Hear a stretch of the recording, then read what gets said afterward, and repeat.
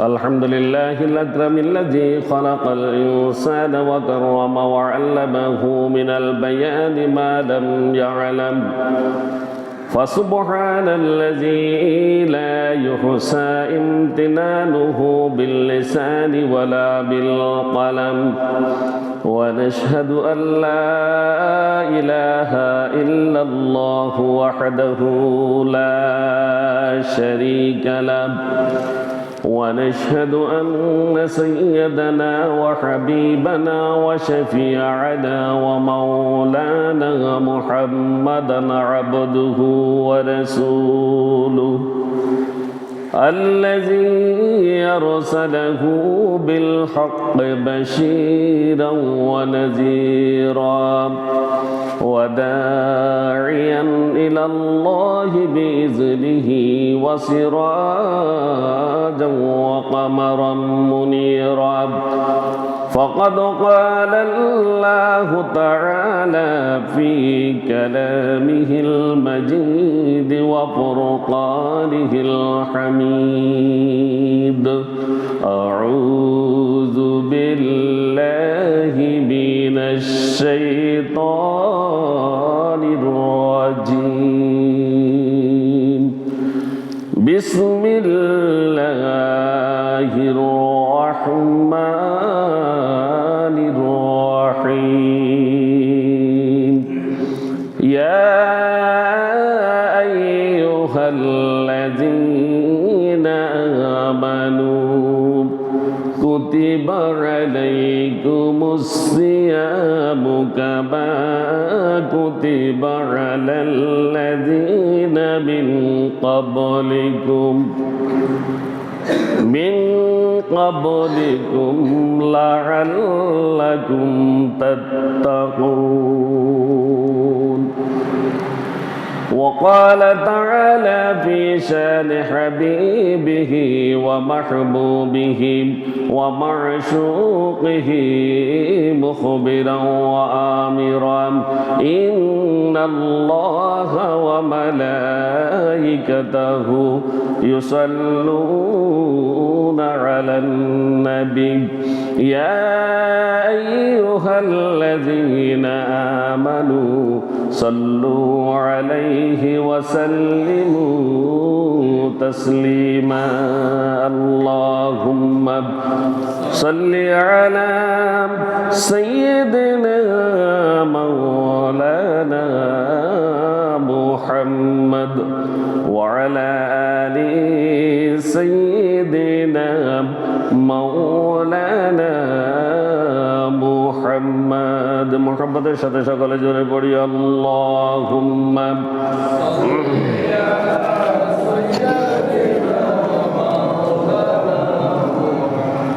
وعلى آل سيدنا مولانا محمد মনসে আমার টিকে ডারে এ দেশেতে বাইরে জিয়ারতে মনসলে সে সোনার মদিনায় রে আল্লাহুম্মা সাল্লি আলা সাইয়্যিদিনা মাওলানা মুহাম্মদ ওয়া আলা আলি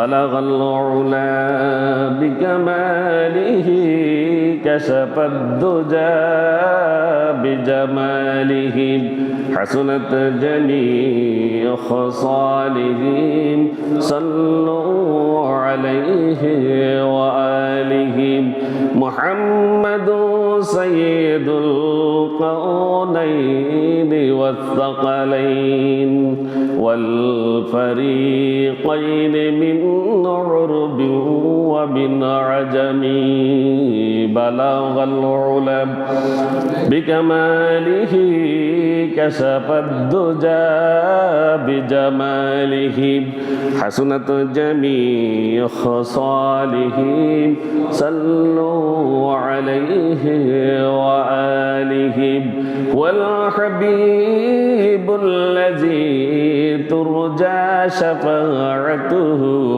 لكل حول من الأحوال المقتحم بلغ العلم بكماله كشف الدجى بجماله حسنت جميع خصاله صلوا عليه وآله ঐতিহ্যবাহী সোনুয়া কেন্দ্রীয় জামে মসজিদে পবিত্র জুমার সালাত আদায় উপলক্ষে সমবেত সম্মানিত মুসল্লিয়ানে কেরাম, অত্র এলাকার সর্বস্তরের তৌহিদি জনতা, পর্দার আড়ালের মা ও বোনেরা, আসসালামু আলাইকুম ওয়া রাহমাতুল্লাহি ওয়া বারাকাতুহু।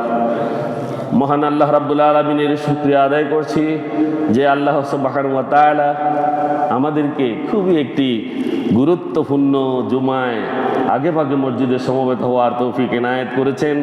একদিকে জুমা, আরেকদিকে হলো রমজান, রমজানের প্রথম জুমা, রমজানের প্রথম জুমা। আল্লাহ রাব্বুল আলামিন আমাদের সমস্ত পাপ রাশিগুলো ক্ষমা করে দিন, করতে বলি আমিন। আল্লাহ রাব্বুল আলামিন আমাদেরকে তৌফিক দিয়েছেন, এই জন্য আল্লাহর শুকরিয়া আদায় করি অন্তর থেকে, কালেমাতুশ শুকর পড়ি আলহামদুলিল্লাহ। দরুদ ও সালাম পেশ করছি বিশ্ব মানবতার মুক্তির দিশারি সর্বকালের সর্বশ্রেষ্ঠ মহামানব হযরত মুহাম্মদ রাসূলুল্লাহ সাল্লাল্লাহু আলাইহি ওয়াসাল্লামের প্রতি, যাকে আল্লাহ রাব্বুল আলামিন আমাদের জন্য আলোর দিশারি করে পাঠিয়েছেন। সেই রসুলের উপরে আবার দরুদ পড়ি, সকলে পড়ি সাল্লাল্লাহু আলাইহি ওয়াসাল্লাম। সম্মানিত হাজিরিন, আজ হচ্ছে 2রা রমজান, 7ই ফাল্গুন এবং 20শে ফেব্রুয়ারি 2026। আজ সেহরির শেষ সময় 5টা 3 মিনিট ফেনীতে। আজকে সামনে সেহরির সময় হচ্ছে 5টা 3 মিনিট সর্বশেষ, আর আজ ইফতারের সময় হচ্ছে 5টা 56 মিনিট। আজ দুপুর হয়েছে 12টা 3 মিনিটে এবং জোহর শুরু হয়েছে 12টা 9 মিনিট থেকে। সূর্য উদয় হবে আগামীকাল, আজকে সূর্য উদয় হয়েছে 6টা 23 মিনিট এবং আজকে অস্ত যাবে 5টা 53 মিনিট। যদিও মাঝখান্দি আমাদের 6 মিনিট সময় অতিরিক্ত আছে। ইফতার একটু পরে হয়, ইফতার একটু পরে হয়, লালিমা দূর হওয়ার পর। সম্মানিত হাজিরিন, আমরা এখন প্রত্যেকে রোজাদার। রোজা নিয়েই আমরা প্রথম জুমাতে এসেছি।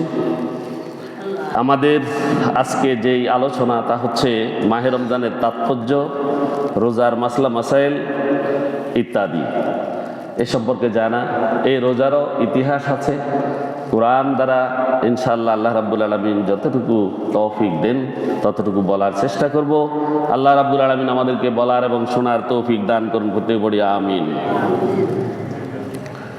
আমি খুতবাতে আপনাদের সামনে সূরা আল বাকারার 183 নং আয়াত তেলাওয়াত করেছি, যে এটির ব্যাখ্যা করব ইনশাআল্লাহ।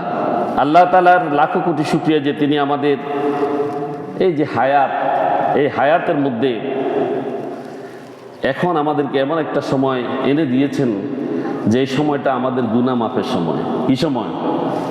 হায়াতের আমাদের একবারে ছোট থেকে বৃদ্ধ পর্যন্ত প্রত্যেকের গুনাহ মাফের সময়টা কখন? এই রমজান মাস। আমরা এখান থেকে একদম বেগুনাহ বের হইতে পারি যদি আমাদের আমল ঠিক থাকে, রমজানটাকে যদি আমরা যথাযথ পালন করে থাকি।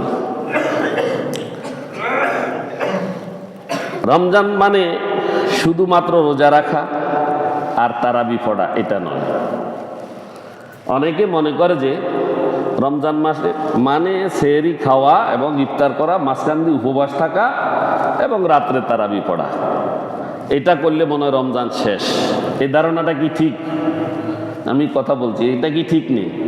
ঠিক নয়, এটার সাথে কিছু যুক্ত করতে হবে, তাহলে আমাদের ইবাদতটা পরিপূর্ণ হবে। মাহে রমজানের আরও কিছু গুরুত্ব আছে, হক আছে, সেগুলো আমাদেরকে আদায় করতে হবে। আমাদের রোজা তারাবি সব কিছু আল্লাহ তাআলার দরবারে কবুল হবে যদি আমরা মাহে রমজানের যে তাৎপর্য, মাহে রমজান যে জন্য এসেছে সেগুলো যদি আমরা যথাযথ পালন করি, যেমন মিথ্যা কথা ছেড়ে দিই, গীবত না করি। গীবত তো আমাদের এখন ইফতারের আগে যে 10 মিনিট বইয়ে না ইফতার সামনে লয়, হিয়ানো গীবত করেনি। তবে দুইটা কথা হাদিসে এসেছে, গীবত এবং মিথ্যা এই দুইটা ছেড়ে দিলে আল্লাহ রাব্বুল আলামিন কি তারাবি এবং রোজা কবুল করবেন। দুইটা কথা, এই দুইটা পারা যাবে তো। সেহরির আগে দুইজন একত্র হইলে, কোথাও কোনো সময় পাইলে ওখানেই আমরা গীবত শুরু করে দিই, ঠিক কিনা? আবার মিথ্যাও বলি। মিথ্যা এবং গীবত এই দুইটাকে শক্তভাবে দমন করে যদি রোজা রাখা যায় এবং যদি তারাবি সঠিকভাবে পড়া যায়, তাহলে আল্লাহ রাব্বুল আলামিন ক্ষমা করে দিবেন। সুবহানাল্লাহ পড়ি। তাহলে আমরা সেই রকম রোজা রাখা তো দরকার আছে নাকি নেই? আছে। বিশেষ করে মুরব্বীরা এটা দরকার। আমাদের সময়ও হয়তো গোনায় এসছে, বা যুবকেরাও কে কোন সময় যায় তো আল্লাহ ভালো জানেন, কারো হায়াতের ঠিক নেই। মাহে রমজানের অন্যতম একটি হক হলো ইবাদতের পাশাপাশি যত রকমের গুনাহের কাজ আছে সব বর্জন করা। সব কি করা? বর্জন করা। গুনাহের গাছগুলো থেকে দূরে থাকা। এই গুনাহের মধ্যে আছে হাতের গুনাহ আছে, পায়ের গুনাহ আছে, চোখের গুনাহ আছে, কানের গুনাহ আছে, আসেনি? আছে। এভাবে যত রকমের গুনাহ আছে সকল গুনাহ বর্জন করা। তাহলে সারাদিন উপোস থাকার ফায়দা হবে। আর না হলে উপোস থাকা হবে, রোজা হবে না। উপোস থাকা হবে, রোজা হবে না। রাসূল সাল্লাল্লাহু আলাইহি সাল্লাম বলেছেন, আসিয়ামু জুন্নাহ মা লাম ইয়াখরিকহা। বলা হচ্ছে রোজা হলো ডাল স্বরূপ। রোজা হলো কি? ডাল স্বরূপ, যতক্ষণ না উহা ফেডে ফেলা হয়। কি সুন্দর কথা! আমি একটু বুঝাই দিলে বুঝবেন। রোজা হচ্ছে ডাল। কিসের ডাল? মানুষের জীবন, মানুষের হায়াত। একটা মানুষ পূর্ণাঙ্গ, তার আর অপর পাশে দোজক। অপর পাশে কি? দোজক। এই দোজক এবং মানুষের মাঝখানে যেই পার্টিশন, এটাই হচ্ছে রোজা। সুবহানাল্লাহ পড়েন। মাঝখান দিয়ে কি? রোজা। রোজাটা হলো ডাল বা পার্টিশন। মানুষ ওই দোজকের আগুন থেকে বাঁচার জন্য মাঝখানে যে জিনিসটা, সেটা কি? রোজা। এখন রাসূল সাল্লাল্লাহু আলাইহি ওয়াসাল্লাম বলছেন, যতক্ষণ না উহা ফেডে ফেলা হয়। এখন ওইটা ফেডে যায় কিভাবে? রোজা রাখি মিথ্যা বললে, কি বললে? মিথ্যা বললে ওই ডালটা ফেটে যায়। ডালটা কি? ফেটে যায়। রোজা রাখি যদি গীবত করে, তাহলে ওই ডালটা ফেটে যায়। তাহলে জাহান্নামে যেতে আর কোনো কষ্ট হবে না। জাহান্নামে যেতে আর কোনো কষ্ট হবে না। অর্থাৎ রোজা কবুল হইল না। সোজা কথা, রোজা কবুল হলো না। তাহলে রোজা কবুল হওয়ার শর্ত হইল যত ফাহেসা এবং অশ্লীল কাজ আছে সবগুলো পরিত্যাগ করতে হবে রোজা থাকাকালীন। তাহলে রোজাটা কি হবে? আল্লাহর দরবারে গৃহীত হবে। আল্লাহর দরবারে গৃহীত হবে। আমি বুঝাইতে পেরেছি যে একটা মানুষ এবং দোজক দুইটার মাঝখান দিয়ে রোজা হলো ডাল। রোজা কি? তবে রোজাটা হইতে হবে কি? পুত পবিত্র, একদম আল্লাহর জন্য। সমস্ত পাপ কাজ পরিত্যাগ করে, চোখের জেনা, হাতের জেনা, নখের জেনা, পায়ের জেনা, কানের জেনা, সমস্ত জেনা থেকে মুক্ত থেকে, মিথ্যা ছেড়ে দিয়ে, গীবত ছেড়ে দিয়ে যদি সংযমের সাথে যদি রোজা রাখা যায়, তাহলে সেই রোজা জাহান্নাম এবং ব্যক্তির মাঝখানে ডাল। মাঝখানে ডাল। আল্লাহ রাব্বুল আলামিন আমাদেরকে এই ডাল নিয়ে পরকালে উপনীত হওয়ার তৌফিক দান করুন। প্রত্যেকে বলি আমিন। রাসূল সাল্লাল্লাহু আলাইহি সাল্লাম দুটি গুনাহের কথা শক্তভাবে বলেছেন, যেটা আমি আগেই বলেছি। সেই গুনার মধ্যে এই এক নম্বর হচ্ছে মিথ্যা ছেড়ে দেয়া। এক নম্বর কি? মিথ্যা ছেড়ে দেয়া। দুই নম্বর হচ্ছে গীবত না করা। এই দুইটা মুসনাদে আহমদ ইবনে হাম্বল উল্লেখ করেছেন, রাসূল সাল্লাল্লাহু আলাইহি সাল্লামের জামানায় দুজন মহিলা রোজা রেখেছিল। দুজন মহিলা রোজা রেখেছিল। আর তারা দিনের মধ্যভাগ থেকে পরের দিকে এমনভাবে তারা কাতর হয়ে গিয়েছিল যেন তারা রোজা আর রাখতে পারছিল না। তাদের জান যেন বেরিয়ে যাচ্ছে, এমন অবস্থায় উপনীত তারা হয়েছে। সাহাবীরা দ্রুত রাসূল সাল্লাল্লাহু আলাইহি ওয়াসাল্লামকে খবর দিল যে দুইজন মহিলা তাদের এই অবস্থা। রাসূল সাল্লাল্লাহু আলাইহি ওয়াসাল্লাম তাদের কাছে একটা বাটি পাঠালেন। বাটি চিনেননি? বল, গামলা, ওটা পাঠালেন। পাঠিয়ে সাহাবীদেরকে বললেন যে তোমরা এই বাটি দিয়ে বলবা এটার মধ্যে বমি করার জন্য। কি করার জন্য? এটার মধ্যে যেন তারা বমি করে। যখন তারা বমি করলো তখন দেখা গেল তাদের পেট থেকে রক্ত মিশ্রিত ফোঁসা গোস্ত বের হলো। নাউজুবিল্লাহ।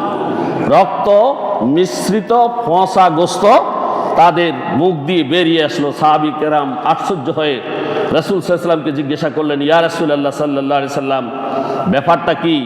রাসূল সাল্লাল্লাহু আলাইহি ওয়াসাল্লাম বললেন, তারা রোজা রেখেছে ঠিক, তবে রোজা রেখে তারা অন্যের গীবত করেছে। কি করেছে? নাউজুবিল্লাহ, অন্যের গীবত করেছে, যার কারণে রোজার বরকত নষ্ট হয়ে গেছে। ফলে তাদের পেটের ক্ষুধাও লেগেছে এবং তারা কোনো অবস্থাতেই রোজা থাকতে পারছে না এবং তাদের শরীরের এই যে পচা মাংসগুলো তাদের বমির সাথে বেরিয়ে এসেছে। তাহলে দেখুন তো, আমরা তো অহরহ গীবতের সাথে জড়িত। গীবতটা কি? গীবতটা কি আমরা জানি কি না? প্রত্যেকে জানি।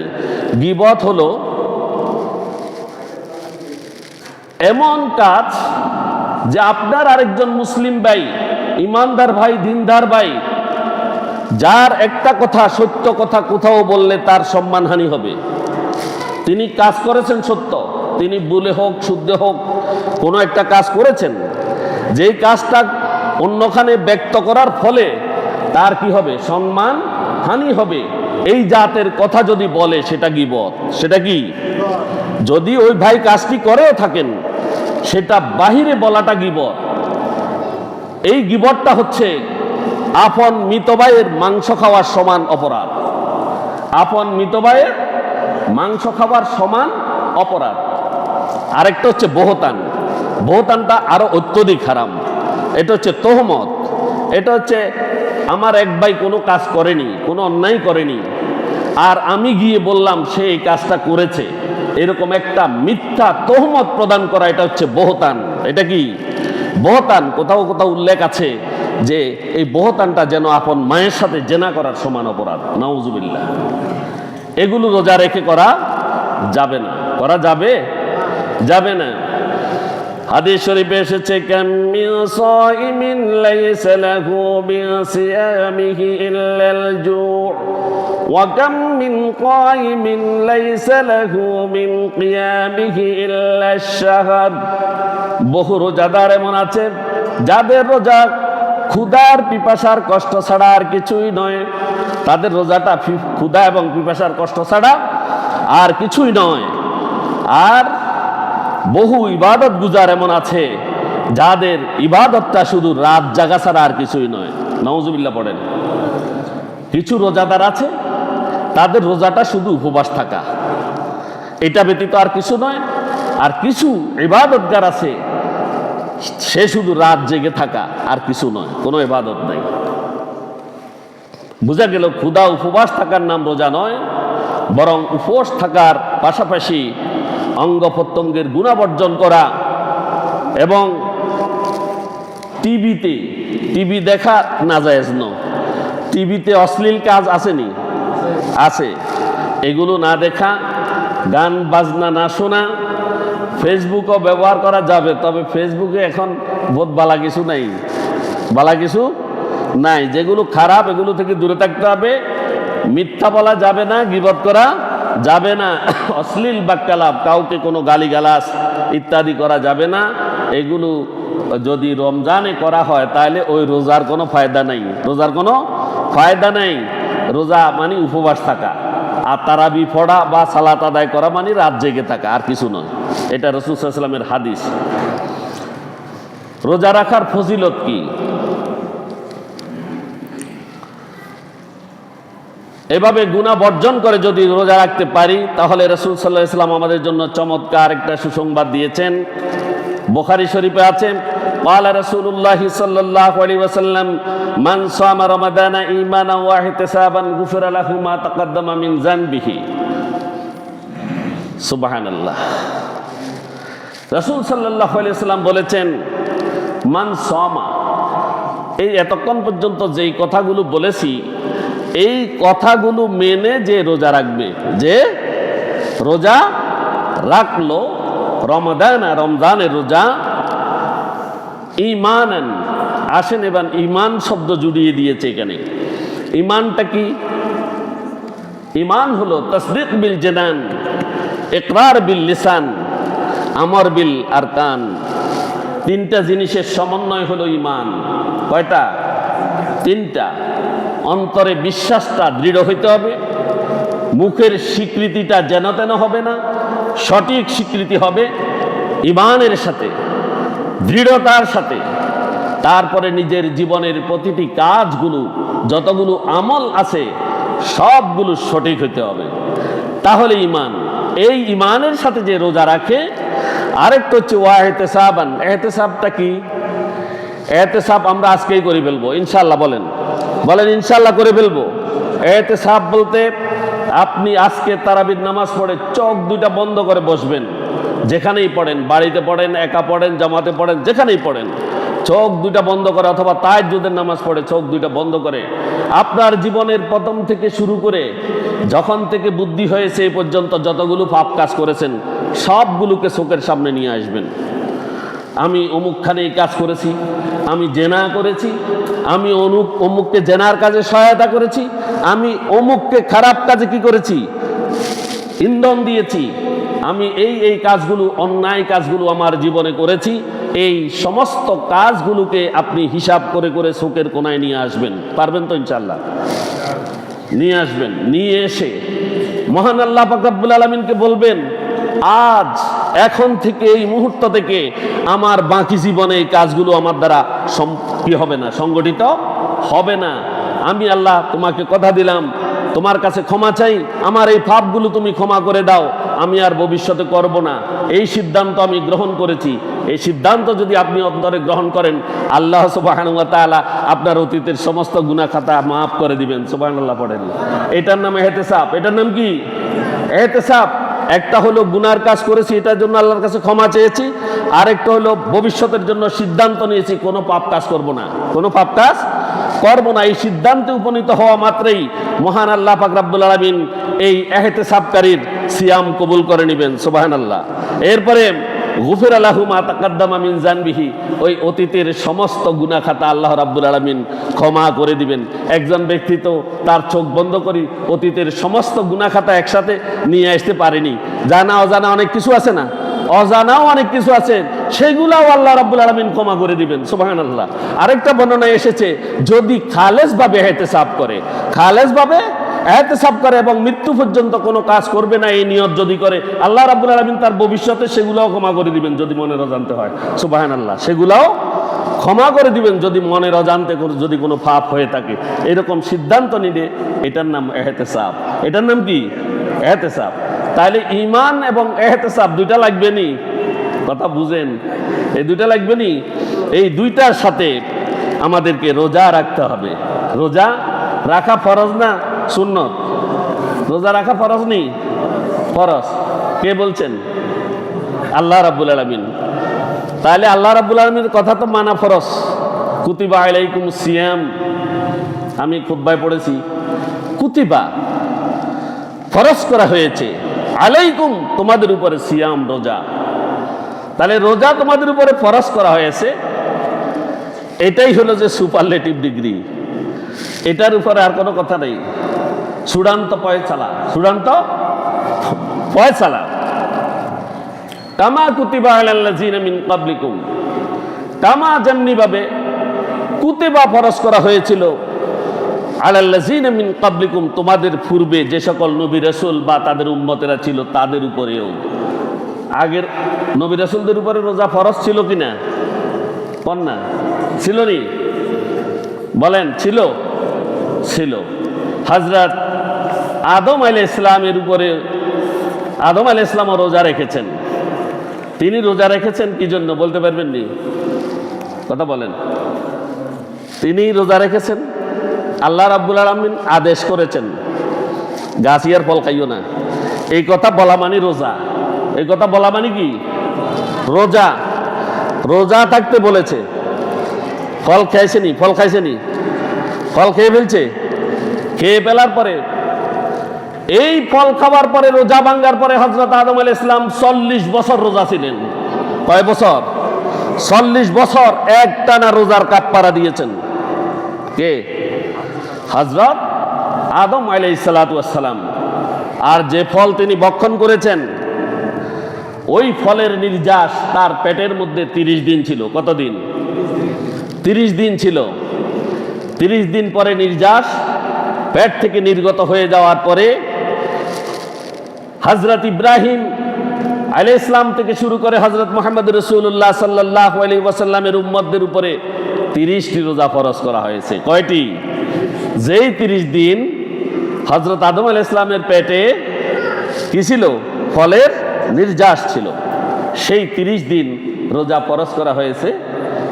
এই হযরত ইব্রাহিম আলাইহিস সালাম থেকে শুরু করে মুহাম্মদ সাল্লাল্লাহু আলাইহি ওয়াসাল্লাম পর্যন্ত নবীদের উম্মতদের উপরে যুগে যুগে প্রত্যেকের উপরে 30টি করে রোজা ফরজ ছিল। আর মুসা আলাইহিস সালামের উপরও 30টি রোজা ফরজ ছিল। কতটি? 30টি। তিনিও 30টি রেখেছেন।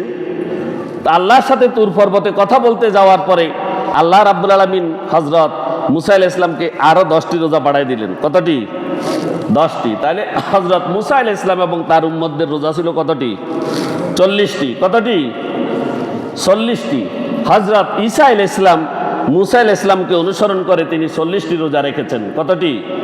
40টি। হযরত ঈসা আলাইহিস সালাম। হযরত ইদ্রিস আলাইহিস সালাম তিনি এবং তার উম্মতেরা তাদের হায়াত বুদ্ধি হওয়ার পর হইতে রোজা ফরজ হওয়ার পর হইতে হায়াতের সমুদয় দিনগুলো তারা রোজা রেখেছেন। সুবহানাল্লাহ। তারা সবগুলো রোজা রেখেছেন।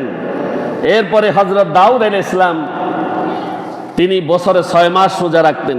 একদিন পর পর রোজা রাখতেন। আমরা শুধু আজকের এখানে শুধু একটা বলে শেষ করছি যে কামা কুতিবা আলাল্লাযিনা মিন ক্বাবলিকুম, এটা শুধু ছোট্ট ইতিহাস।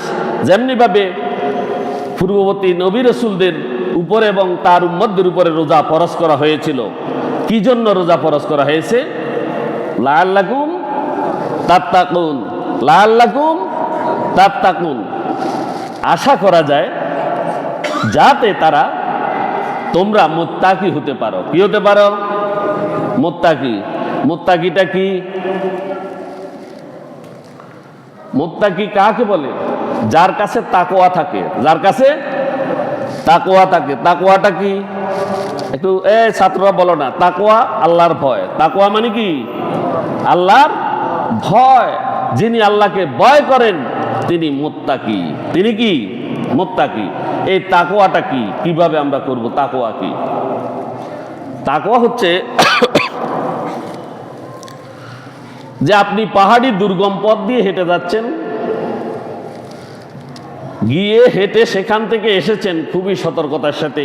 হযরত আমর ইবনুল আস হযরত ওমর ফারুক রাদিয়াল্লাহু তাআলা আনহুকে জিজ্ঞাসা করলেন যে আপনি তো দিগ্বিজয়ী শাসক, আপনি তাকওয়া কি জিনিস জানেন? হযরত ওমর রাদিয়াল্লাহু তাআলা জিজ্ঞাসা করলেন আমর ইবনুল আসকে যে তাকওয়া কি। তখন হযরত আমর ইবনুল আস বললেন আপনি তাকওয়া কি জানেন না? আপনি দিগ্বিজয়ী শাসক, আপনি অর্ধজাহানের শাসক, আপনি পাহাড়ি দুর্গম পথে পাড়ি দিয়েছেন। যে পাহাড়ি দুর্গম পথে হাঁটতে গিয়ে কখনো কি আপনার জামার মধ্যে কাঁটা বিদ্ধ হয়েছে? কাঁটা লেগেছে? কই না। কোথাও কাঁটা লেগেছে? কই না। তাহলে আপনি যেই সতর্কতার সাথে এই দুর্গম পথ পাড়ি দিয়েছেন, যেই সতর্কতার সাথে আপনি গিয়েছেন ওই সতর্কতাটাই হলো তাকওয়া। সতর্কতাটার নাম কি? তাকওয়া। তার মানে কোনো কাঁটা আপনার গায়ে লাগেনি, কোনো কাঁটা আপনার গায়ে লাগেনি, এটার নাম হচ্ছে তাকওয়া। আপনি রোজা রাখবেন, ওই রোজার মধ্যে মাঝখান দিয়ে যে ডাল আছে ডালটা ফেটে যাবে না। ডালটা ফেটে যাবে না। ফাটবে কখন? যখন আপনি গীবত করবেন, মিথ্যা বলবেন, অশালীন বাক্যালাপ করবেন, কাউকে গালি দিবেন অন্যায়ভাবে, এবং কারো উপরে জোর জুলুম করবেন এবং মিথ্যা কথা বলবেন, আপনি 5 টাকা দিয়ে কিনে আনি আপনি 60 টাকা বিক্রি করলে আপনার লাভ হয়, কিন্তু আপনি সেখানে আবার কসমও খেয়ে বসলেন, বললেন 20 টাকা। রমজান আসছে, আমরা তো রমজানের আগেই আলোচনা করেছিলাম যে লাফায় লাফায় দাম বাড়ে, পাবলিকের নাবিশ্বাস শুরু হয়ে গেছে, ঠিক কিনা? নাবিশ্বাস শুরু হয়ে গেছে। চারদিকে আমরা ফেনী শহরে দেখতেছি কিভাবে জিনিসের দাম বাড়াই দিয়েছে, মানুষ কিনতে পারতেছে না, এরকম অবস্থা হয়ে গেছে। তাহলে রোজার কি এটা নি শিক্ষা? এটা শিক্ষা? আপনি 2 কেজি কিনেন, এই 2 কেজি শেষ হলে আর 2 কেজি কিনেন, আপনি যাই 10 কেজি কিনলেন কেন? এটা একটা অন্যায় কাজ করছে না? আবার ব্যবসাদারেরা দাম বাড়ি গেছে, কোনো না কোনো জায়গায় ব্যবসায়ীরা মিথ্যা কথা বলতেছে, হয়তো একদম মূল জায়গায় মিথ্যা বলে তারা দামটা বাড়াই দিছে, যার কারণে আপনার তৃণমূল পর্যায় পর্যন্ত ব্যবসায়ীরা বেশি দামে বিক্রি করতে হচ্ছে। আর না হলে এখানে ব্যবসায়ীরাও মিথ্যা কথা বলতে পারে কিনা? তাহলে মিথ্যা বললে তাদের রোজা, তারা তো আরো রোজাদারদেরকে কষ্টও দিতেছে, ভাবটা কত ভয়াবহ নাকি? এই কাজগুলো যদি করে তাহলে তাকওয়া আর থাকে না, তাকওয়া আর থাকে না। আমাদের তাকওয়া যদি না থাকে তাহলে রোজা কবুল হবে না, সিয়াম কবুল হবে না, তাহলে আমরা গুনাহ নিয়েই রমজান থেকে আবার বের হতে হবে। আল্লাহ রাব্বুল আলামিন আমাদের প্রত্যেককে মুত্তাকি বানিয়ে দিন, করতে বলি আমিন।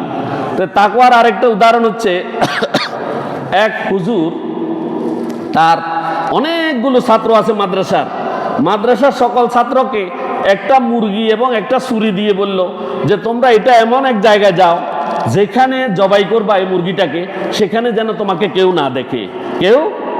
না দেখে। এই কথা বলে তাদেরকে মুরগি আর ছুরি দিয়ে পাঠাই দিল। এখন ছাত্ররা বিভিন্ন জায়গায় গেল, কেউ রুমের মধ্যে, কেউ নির্জন এলাকায়, যেখানে কেউ নাই দেখছে সেখানে মুরগি জবাই করছে। একজন ছাত্র কোথাও মুরগিটা জবাই করে নাই, সে খোলা প্রান্তরে গেছে, ঘরের মধ্যে গেছে, সে বিভিন্ন জায়গায় নির্জন এলাকায় গিয়ে কোথাও সে মুরগিটা জবাই না করে আস্ত ছুরিটা এবং মুরগিটা নিয়ে হুজুরের কাছে চলে এসছে। হুজুর বলল যে তুমি জবাই করলে না কেন? প্রত্যেকে জবাই করেছে। আপনি বলছেন, শর্ত দিয়েছেন কেউ যাতে এটা জবাই করতে না দেখে। আমি যেখানে গিয়েছি সেখানে দেখেছি আমার আল্লাহ সুবহানাহু ওয়া তাআলা দেখছেন, আমার আল্লাহ সুবহানাহু ওয়া তাআলা দেখছেন, তাই আমি জবাই করতে পারিনি। এইটার নাম তাকওয়া। এটার নাম কি? কোনো কাজ, ছোট গুনাহ, গর্হিত কোনো কাজ, অশালীন বাক্য বলার আগে আপনি চিন্তা করবেন আল্লাহ রাব্বুল আলামিন আপনাকে এজন্য সৃষ্টি করে নাই। আল্লাহ রাব্বুল আলামিন তার ইবাদত করার জন্য সৃষ্টি করছে, অন্যায় কাজ করার জন্য সৃষ্টি করে নাই। আর এটা তাকওয়ার পরিপন্থী। তাহলে এই কাজ যদি করতে না পারে তাহলে as-sawmu junnah, রোজা ডাল স্বরূপ, ওই ডালটা ফেটে যাবে। ডালটা কি ফেটে যাবে? ফলে ব্যক্তি আর জাহান্নামের মধ্যে কোনো বেশকম থাকবে না, কোনো পার্থক্য মাঝখান থাকবে না। এই জন্য আমাদেরকে রোজাটা ভালোভাবে রাখা উচিত কিনা? সম্মানিত হাজিরিন, রোজা একটি গোপন ইবাদত। রোজা একটা কি? গোপন ইবাদত। অন্যান্য ইবাদতের খবর মানুষ জানতে পারে, কিন্তু রোজার খবর মানুষ জানে না, কেউ জানে না। জানেন কে? আল্লাহ রাব্বুল আলামিন। এই জন্য আল্লাহ বলছেন as-sawmu li wa ana ajzi bihi, as-sawmu li wa ana ajzi bihi, যে রোজা কার জন্য? আল্লাহ বলছেন রোজা শুধু আমার জন্য। রোজা কার জন্য? আমার জন্য, আর এটির প্রতিদান আমি দিব। এটার প্রতিদান এই পৃথিবীর সব বড় মানুষ, বড় হাকিম, বড় বুজুর্গ, বড় দরবেশ, প্রধানমন্ত্রী, প্রেসিডেন্ট, পুরা পৃথিবীর মোড়ল যারা আছে, জাতিসংঘের মহাসচিব, বড় বড় সবগুলার বড় কোন? কথা বুঝেন? সবগুলার বড় কে? আল্লাহ সুবহানাহু ওয়া তাআলা। ওই যদি এখান থেকে ছোট থেকে আস্তে আস্তে বড়র দিকে যাই, প্রধানমন্ত্রীর উপহারও তো ছোট হয়নি। জাতিসংঘের মহাসচিবের উপহার এরকম হবে, এটা আরো বিরাট হবে না? তাহলে পুরা জাতিসংঘ নয়, পুরা পৃথিবীর মধ্যে যাহা কিছু আছে সবগুলার নিয়ন্তা একমাত্র আল্লাহ সুবহানাহু ওয়া তাআলা। তিনি যদি পুরস্কার ঘোষণা করেন, পুরস্কারটা কেমন হবে? এটা কিন্তু আমাদের জ্ঞানের বাহিরে, এত বড় পুরস্কার আল্লাহ রাব্বুল আলামিন দিবেন। আর এই পুরস্কারের মধ্যে দ্বিতীয় নাম্বার পুরস্কার হচ্ছে আল্লাহ রাব্বুল আলামিন তাকে হাসরের মাঠে দেখা দিবেন। সুবহানাল্লাহ, আল্লাহর সাক্ষাৎ লাভ করবে সে। এটা হলো দ্বিতীয় পুরস্কার। প্রথম পুরস্কার খুশি। প্রথম পুরস্কার কি? রোজাদার খুশি হবে। রোজাদার তার ইয়া আইয়াতুহান নাফসুল মুতমাইন্না ইরজিই ইলা রাব্বিকি রাদিয়াতাম মারদিয়া ফাদখুলি ফি ইবাদি ওয়াদখুলি জান্নাতি। এই জান্নাতের যখন কথা বলা হবে বান্দা তখন খুশি হয়ে যাবে। আর দ্বিতীয় খুশি হচ্ছে আল্লাহর সাক্ষাৎ লাভ করবে। আল্লাহ রাব্বুল আলামিন এইভাবে তাকে পুরস্কার দিবেন রোজাদারকে। তাহলে আমরা সেভাবে রোজা রাখার চেষ্টা করব ইনশাআল্লাহ। ইনশাআল্লাহ আল্লাহ আমাদের তৌফিক দান করুন। আল্লাহ তাআলা নিজেই যদি রোজার প্রতিদান নিজে হয়ে যান তাহলে তো আমাদের জন্য আর কিছু লাগে না। লাগেনি? লাগে না। কেননা কোরআন ও হাদিসের নির্যাস দ্বারা বোঝা যায় মানলাহুল মাওলা ফালাহুল কুল। আল্লাহ যার হয়ে যাবে এই পৃথিবীর সব কিছু তার হয়ে যাবে। সব কিছু কি তার হয়ে যাবে। এরপরে মুসনাদে আহমদ ইবনে হাম্বলের মধ্যে আছেন রমজানের প্রতিটি রোজা কাল কিয়ামতের ময়দানে রোজাদারের জন্য সুপারিশ করবে। সুবহানাল্লাহ, রোজাদারের জন্য সুপারিশ করবে। ইয়াকুলু সিয়ামু আইয়ু রাব্বি মানাতুহু তাআম ওয়া শাহাওয়াতি বিন নাহারে ফাশাফি ফি। রোজাদার বলবে, হে আল্লাহ, আমি দিনের বেলায় এই লোকটাকে পানাহার এবং এই লোকটাকে যৌন কর্ম থেকে আমি বিরত রেখেছি, সুতরাং তার ব্যাপারে আমি আপনার কাছে সুপারিশ করছি, আপনি আমার সুপারিশ কবুল করুন এবং তার জন্য যে আমি সুপারিশ করছি সুপারিশ কবুল করে তাকে জান্নাতে দিয়ে দেন। সুবহানাল্লাহ। আল্লাহ রাব্বুল আলামিন এই রোজার কি করবেন? সুপারিশ কবুল করবেন। আল্লাহ রাব্বুল আলামিন আমাদেরকে তৌফিক দান করুন। রোজা না রাখার শাস্তি। আমাদের সময় কম, আমরা আগামী জুমাতে যাকাতের আলোচনা করতে হবে। এই জন্য এখানে আমি শেষ করতে চাচ্ছি যে রোজা না রাখার শাস্তি কি। রাসূল সাল্লাল্লাহু আলাইহি সাল্লাম বললেন, একবার আমি ঘুমিয়েছিলাম, দুইজন ফেরেশতা এসে আমার দুইটি বাহু ধরে আমাকে একটি পাহাড়ের উপরে নিয়ে গেল। দুর্গম পাহাড়ে এবং পাহাড়ের চূড়ায় আরোহণ করলো এবং সেখানে বিকট একটি শব্দ বা চিৎকার আমি শুনতে পেলাম। জিজ্ঞাসা করলাম এটি কিসের আওয়াজ? তারা বলল এটা হলো জাহান্নামীদের আওয়াজ। নাউজুবিল্লাহ। তারপর তারা আমাকে আরো কিছু লোকের কাছে নিয়ে গেল যাদের পাগুলো উপরে ঝোলানো আছে এবং তার নিচে তার মুখ আছে আর মুখকে ছিঁড়ে ফেলা হচ্ছে। মুখকে কি গালকে ছিঁড়ে ফেলা হচ্ছে, তা থেকে রক্ত প্রবাহিত হচ্ছে। আমি জিজ্ঞাসা করলাম এরা কারা? ফেরেশতারা বলল এরা হলো এমন ব্যক্তি যারা রোজা না রেখে ভেঙে ফেলেছে। যারা রোজা না রেখে ভেঙে ফেলেছে বা রোজা রাখে নাই অথবা ইচ্ছাকৃত রোজাকে ভেঙে ফেলেছে, এরা হচ্ছে সেই সমস্ত লোক। এদের শাস্তি এই। সম্মানিত হাজিরিন, নিচে দাউ দাউ করে আগুন জ্বলছে, ফা উপরের দিকে ঝোলানো আছে, ফা উপরের দিকে ঝোলানো আছে। যে মুখ দিয়ে উহ আ শব্দ করবে, কিছুটা কষ্ট লাঘব করবে, সে মুখটাও তার ছিঁড়ে দেওয়া হচ্ছে। তাহলে চিন্তা করে দেখুন এত ভয়ানক শাস্তি সেই বেরোজদারের জন্য রয়েছে। আল্লাহ তাআলা আমাদেরকে হেফাজত করুন। হতে পারি আমিন। তারাবির নামাজের গুরুত্ব আমরা আলোচনা করেছিলাম, রাকাতও আলোচনা করেছি গত জুমায়। আর মাসলা মাসাইল আছে অনেকগুলো, আমি সংক্ষিপ্ত কয়েকটি কথা বলবো। রোজা সংক্রান্ত কিছু জরুরি মাসালা। রোজার জন্য নিয়ত করা জরুরি। রোজার জন্য নিয়ত করা জরুরি। এটা কি মুখে বলতে হবে নি? বলতে হবে না, না বললেও চলবে। আমি আগের দিন কালকে রোজা রাখবো, এটা নিয়ত হয়ে গেল না? মনে মনে ইচ্ছা করা, এই নিয়তটা করতে হবে। আর মুখে যদি কেউ বলেও তাতে দোষের কিছু নাই, দোষের কিছু নাই। এক নম্বর নিয়ত সত্য। নিয়ত কি? সত্য। দুই, রোজা অবস্থায় কেউ ভুলে কিছু যদি খেয়ে ফেলে বা যদি অন্যায় কোনো কাজ করে ফেলে ভুলে, তাহলে রোজা নষ্ট হবে না। রোজা নষ্ট হবে না। আর রোজা অবস্থায় যদি কারো স্বপ্নদোষ হয়ে যায় তাহলেও রোজা নষ্ট হবে না। রোজা অবস্থায় আতর, সেন্ট, সুরমা, তেল ইত্যাদি ব্যবহার করা যাবে, তবে সতর্ক থাকতে হবে। অ্যালকোহল মিশ্রিত যদি থাকে সেগুলো থেকে বিরত থাকতে হবে। সেগুলো থেকে বিরত থাকতে হবে। রোজা অবস্থায় নাক মুখ দিয়ে মাছি বা ধোঁয়া বা রাস্তায় ধুলাবালি ইত্যাদি যদি প্রবেশ করে তাহলে রোজা নষ্ট হবে না। আর ধোঁয়া যদি কেউ ইচ্ছা করে টানে নষ্ট হবে নি? হবে, এটা তো আর বলার দরকার নাই। ইচ্ছা করে যদি এগুলো করে তাহলে নষ্ট হয়ে যাবে। নাক দিয়ে কফের সাথে যদি রক্ত বের হয় রোজার কোনো ক্ষতি হবে না। কফের সাথে নাক দিয়ে হোক মুখ দিয়ে হোক কফের সাথে যদি রক্ত বেরিয়ে যায় তাহলে রোজার ক্ষতি হবে না। শরীরের কোনো জায়গা থেকে কোনো জায়গা যদি কেটে যায় তাহলেও কি নষ্ট হবে না। আবার ব্লাড টেস্টের জন্য যদি ব্লাড দেয় তাতেও নষ্ট হবে না, রোজার ক্ষতি হবে না। দাঁতের ফাঁকে যদি কিছু লাগি থাকে সকালবেলা বা সেহরি টাইম চলে যাওয়ার পরে কিছু যদি লেগে থাকে, সেখানে কিছু সত্য হলো সেটা যদি 1 বুট পরিমাণ হয়, বুট পরিমাণ হলে এটা ফালাই দিতে হবে। বুট পরিমাণ হলে খেয়ে ফেললে রোজা ভেঙে যাবে। বুটের চেয়ে কম হলে তাহলে যদি খেয়ে ফেলে রোজা ভাঙবে না।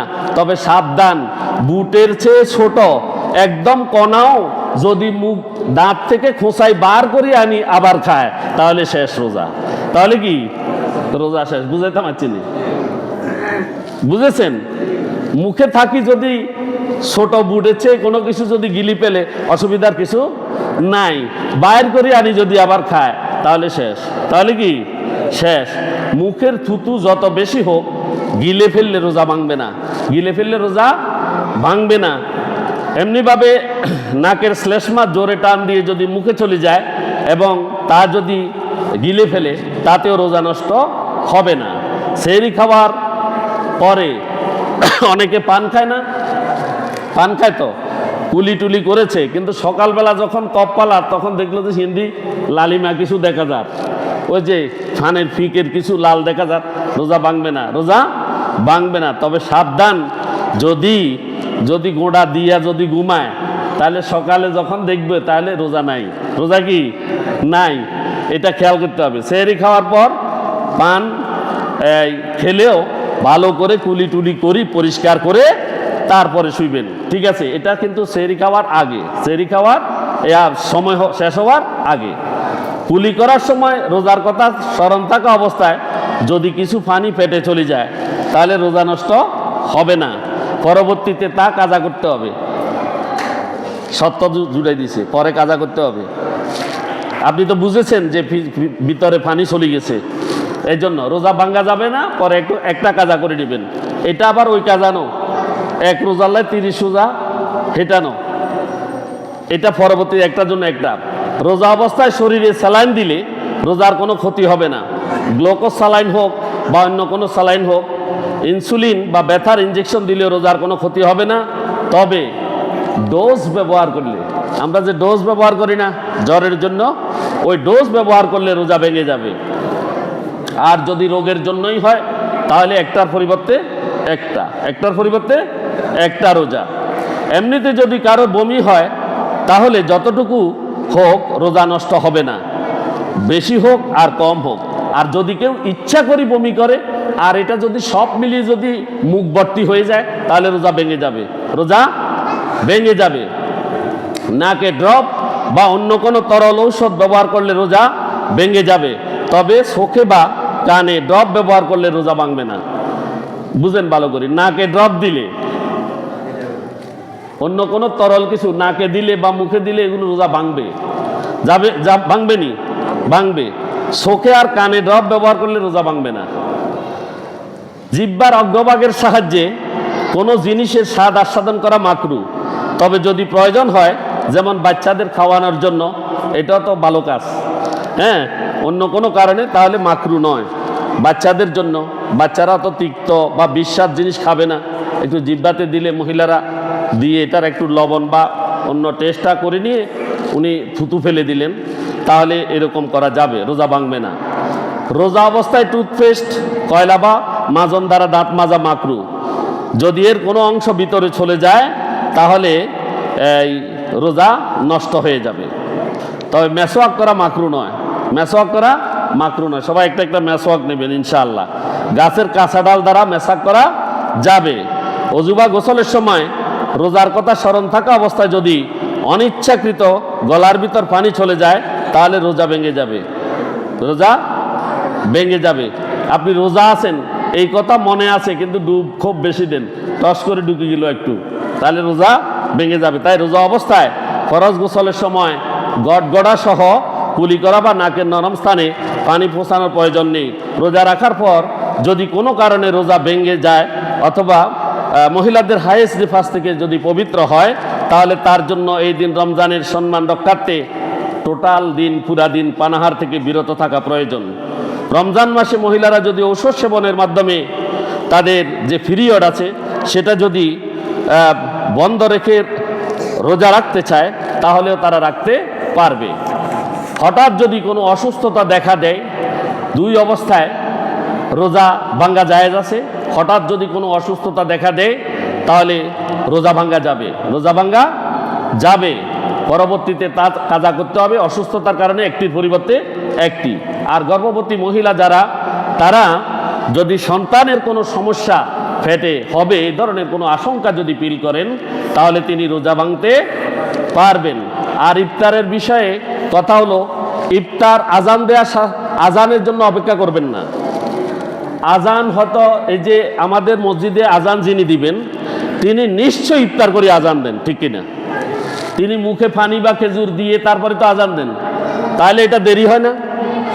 আপনি ইফতারের সময় আছে তো, আমাদের এখন তো ফেনী শহর, আজকে আমি বলে দিলাম যে ফেনী সদরে কতক্ষণ ইফতার, এটা বলে দিছি না?